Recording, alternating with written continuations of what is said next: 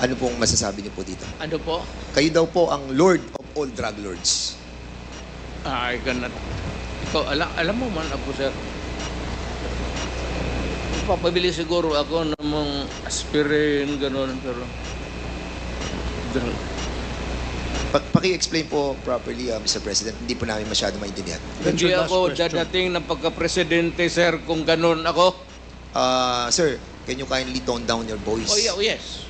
We're just trying was to... just no, emphasizing Mr. President, the we're just point asking na that to clarify your alam ng statements. Pulis, alam ng lahat ng tao ng Pilipinas, mayor ako, hindi ako dadating ng pagka-presidente kung ganun ako katurpe. Hindi, sinasabi That's your lang po last namin, Mr. question, President, Congressman kung Fernandez. kayo po yung Lord of all drug lords na sinasabi po ni Arturo Las Cañas. Yun po ang tinatanong ko. Mr. President, okay.